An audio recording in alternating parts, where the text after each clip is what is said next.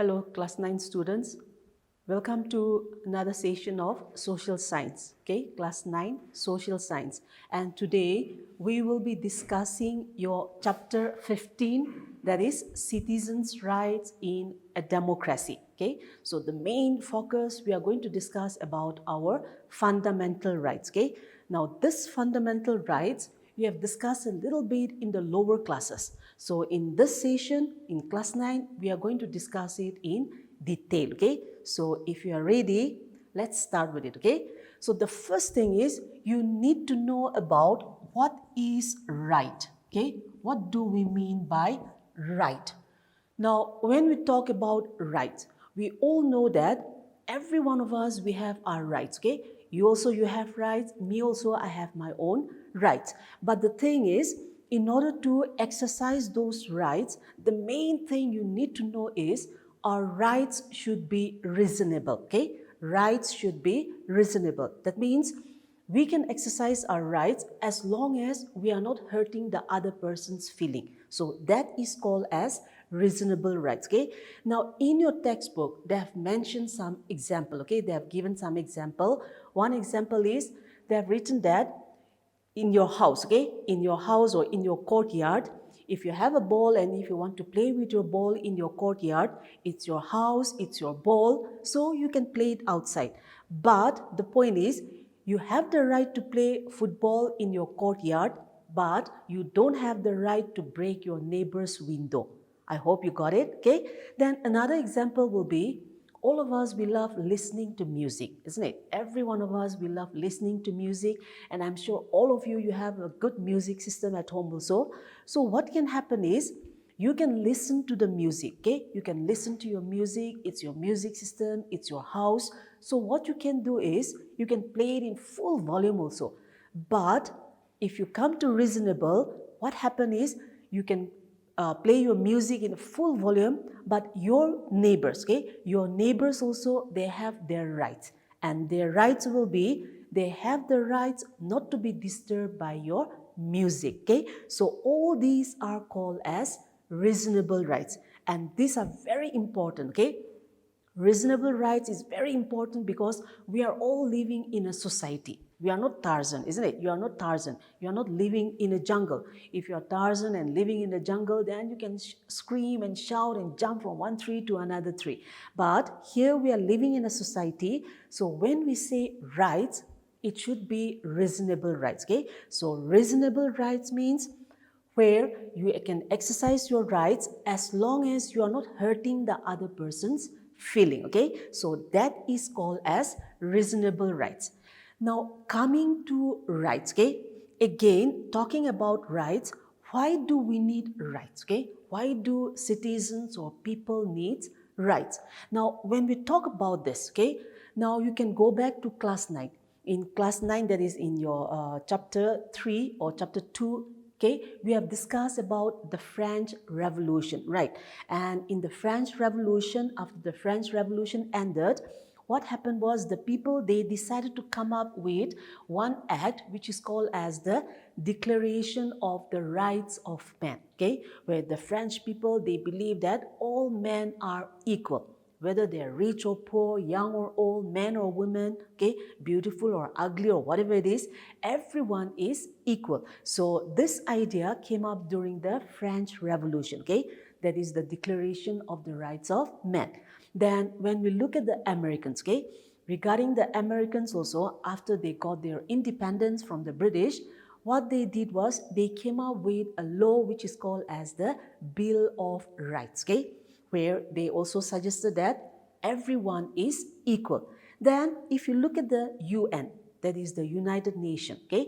Now the United Nations also, they know that the human rights are very important, so they came up with the universal rights of human. So all this shows that we need rights, okay? And then apart from this, every one of us, we need certain rights and freedom, okay? Every individual, we need rights and freedom, so to say. Because for example, okay, at home, if your parents doesn't allow you to do anything that you want to do, I'm sure you'll start sulking, isn't it? So that is the reason why we need rights, okay? So right is very important to make an individual develop, okay? If you have rights, if you have freedom, then the individual will be able to develop fully. So that is also one reason why we need rights, okay? Now, coming to this rights, okay? Now, rights are also classified into different parts, okay? Rights are classified into different parts. Those are, one is called as, we call it as the civil rights, okay? The civil rights. It is there in your textbook, okay? Now, page 205. So, civil rights means, it means that all of us, we have the right to life or the right to live. Okay, none of us, we have the right to kill another person, God forbid. Okay, so all of us, we have the right to live. Then we also have the right to family. We have the right to start a family or to form a family. Then we also have the right to equality. Then we also have the freedom or the right to acquire our own property. If you can afford it, if you have money, then we have the right to buy goods or to buy things, which we can call it as our property, okay? So those are called as civil rights, okay? Then the second rights is, we call it as political, okay? Political rights. Now, political rights means we are talking about the citizens having the right to vote. All those who have reached the age of 18, they have the right to vote, okay? So that is to do with the political rights, okay? Then we also have this, the third one is, we call it as economic rights, okay? Economic rights. Now, economic rights means every individual, okay? Every individual, we have the right to earn our livelihood. That means if you want to get a job, then you have the right. No one can stop you from working, or no one can stop you from getting a job, okay, if you have the qualification and so on. So economic rights means having the right to earn a reasonable wage, or having the right to earn your livelihood, or in simple words, okay, having the right to work. So that is called as the economic rights, okay. Then coming to the fourth one, in your textbook, it is written as this cultural, okay? Cultural and social rights. Now, cultural rights or social rights, what we meant here is every one of us, okay? Every one of us, we have the right to develop our culture, okay? We have the right to develop our culture, we have the right to develop our language and so on. Now, in your saying in school nowadays, we have a subject which is called as this MIL, isn't it? Modern Indian Language. Now, there you can choose whether you want to take up your mother tongue or Alti or Hindi. So, choices are given to us, isn't it? So, all these are because we have the rights, okay? So, cultural rights means with students or citizens, they have the right to develop their culture, their language, etc. Okay, so those are the classification of rights, okay? So civil rights, political, economic and cultural. So I hope you have understood that far, okay? Now we will go to the most important topic, okay, that is to do with your chapter. We call it as the fundamental rights, okay? Now, fundamental means the foundation. You all know that, isn't it? So, we are going to discuss about that, okay? The fundamental rights. Now, this fundamental rights, it is very, very important, okay? Very, very important, and each one of us, we need to know our fundamental rights, okay? How many fundamental rights are there? I'm sure you know it by now. We have 7 fundamental rights, okay? 7 fundamental rights are there. And these rights, they have been given to us by the Constitution, okay? The Constitution has given the citizens these fundamental rights. And regarding these fundamental rights, if we feel, okay, if a citizen feels that someone is stopping him or her from enjoying those fundamental rights, then they can go to the court to fight for it. Okay, so that is to do with fundamental rights. Okay, so fundamental rights means the foundation, and this is very important because it has been given to us by the Constitution. And as it is written in the textbook, if you feel that someone is stopping you from enjoying any of your fundamental rights, then you can go to the court to fight for it. Okay, so that is to do with fundamental rights. So now let's go into detail. Okay, so as I've said, there are 7 fundamental rights which has been given to us by the Constitution. So the first one is, we call it as right to equality. Okay, right to equality. Everybody knows what we meant by equality, isn't it? And every one of us, we also want to be treated with equality. For example, in a classroom, if a teacher is partial towards one particular student, I'm sure all of you will hate that, isn't it? You will not like it. So that shows that every one of us, we want equality. So here in the fundamental rights, the first one is right to equality. So that means everyone should be treated with equality before the law. Okay, when you go to the law or before the law, everyone, whether they are rich or poor, young or old, man or woman or whatever it is, everyone will be treated with equality. That is one. Then the second one is, it prohibits discrimination of any kind. That means we should not discriminate another person. Okay, we should not look down on another person. That is what we meant by discrimination. Okay, then another one will be abolition of untouchability. Untouchability also we have already discussed in the previous classes.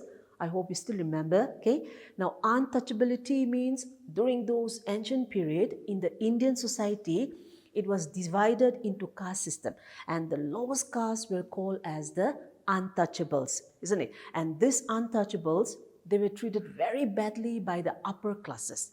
Now these untouchables, they were not allowed to live in the village. Okay, they have to live outside the village.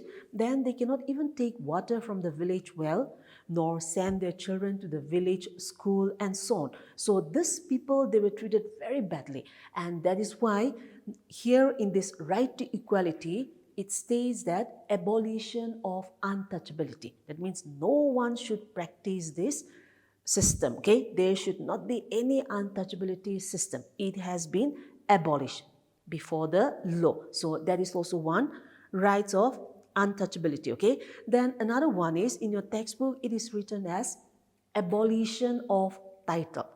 Now when we come to title, many of you will be confused with that, because out here we Nagas, what we do is, when I say what is your title, your response will be, you will be telling me your surname, isn't it? So that is to do with that. Okay, so here title, I'm not talking about your surname or our surname. Okay, now here when we say title, what it meant is, during the ancient period, okay, when India was living under the control of the British, what the Britishers did was, the British government, they gave lots of title to the Indian. Many of the Indian leaders were also given the title, okay?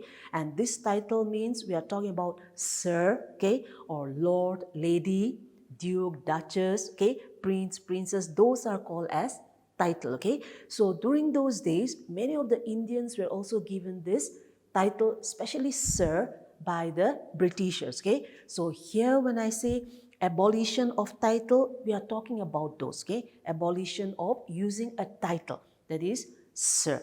But out here, any one of us, we can call anyone as Sir, isn't it? As we like. But for during those days, that was different, okay? If you haven't been knighted by the Queen, then you don't have the right to use a title. That was the case. So when we say abolition of title, I'm talking about that, okay? Not your surname. So I hope that's clear with you. So that is to do with equality, okay? Then coming to the second point, that is the second right, it states that right to freedom, okay? Right to freedom. That means having the freedom, okay? Having the freedom to do whatever we want, whenever we want. But again, this freedom also, it will be the same as practicing the reasonable rights, okay? You have the freedom, but your friends will also be having his or her own freedom. So we need to know the limit, okay? We need to know the boundary. So here in your textbook, it is written regarding the freedom, we have the right to speech or speech and expression. I have the freedom, so I can say whatever I want. But you have the freedom, right? So I have the freedom, I can say it as long as I'm not hurting the other person's feeling, okay? So we have right to speech and expression. Then we also have the right to form association, okay? We have the right to form association. We have the right to move freely throughout the country. That is, I'm talking about India, okay? Then we also have the right to reside anywhere in the country. Right now you are in Nagaland. If you want to go and live in Delhi, that also it is possible if you have money, right? So that is to do with freedom, okay? Freedom to reside anywhere in the country. So that is to do with right to freedom. Then the third one is we have right here. I need you to be aware of it, okay? This is to do with right against. It is not right to, okay? Right against exploitation. That means none of us, we have the right to discriminate another person. We are not supposed to look down on another person, or we also should not let other people exploit us, okay? Now, here when we talk about right to exploitation, it can be to do with human trafficking, okay? Where we call it as selling and buying of human being also, so to say, selling of human being, okay? That is also another form of exploitation, and that is something which is not at all allowed. Or another example will be, many of us, we keep helpers at home, right? Many of us, we keep helpers at home, and many a times, if you read the newspapers and all, we hear about cases where the owners, okay, the owners, they discriminate their helpers and so on. So those are called as exploitation, okay? And what can happen is, those helpers who are staying at our houses and helping us, they are not educated, and that is why they do not know their rights. But what can happen is, if they know their rights, they can take the owners to the court also, because that is possible. It is allowed, because that is a fundamental rights, okay? And fundamental rights means it is for everyone, not only for the owners, but it is as well for the workers also. So everyone is same, okay? So we should make sure that we are not exploiting anyone, okay, basing on that, because that is our fundamental rights, okay? Then another right, the fourth one is we have the right to religion, okay? Right to religion. Now here, when I say right to religion, what we meant is we have the freedom to follow any religion we want, okay? We have the freedom to follow any religion we want, okay? And here the main focus is India is a democratic country. India is secular, okay? India follows secularism. So what can happen here is there is freedom of rights, okay? There should be freedom of rights. So the point here is the state, okay? The state or the government is not supposed to, the government is not supposed to favor any religion, okay? The government is not supposed to favor any religion, because we are living in a secular country. Some of you are studying in private schools, okay? In some private schools, we have a subject which can be to do with scripture, okay? Scripture means that is something to do with Christianity, right? But if you look at the government school, we know that in the government school, there is no such subject being taught. And the reason is because we have the right to religion. We have the freedom of religion, okay? And it stays in the constitution, it states that the government will not favor any religion. And that is why in government schools, we don't have such kind of subjects, okay? So that is the fourth fundamental rights, okay? Now, as I've said before, we have 7 fundamental rights. Till now, we have discussed till the 4th. In the next session, we'll start with the 5th fundamental rights, okay? So I hope you have understood that far. In this session, we have discussed about rights. We have also discussed about the reasonable rights, we have discussed about why rights is necessary, why it is important. Okay, then we have started with the fundamental rights, and we have done till the fourth fundamental rights, that is religion. So I hope you have understood that far. Okay, as always, thank you for tuning in and stay safe.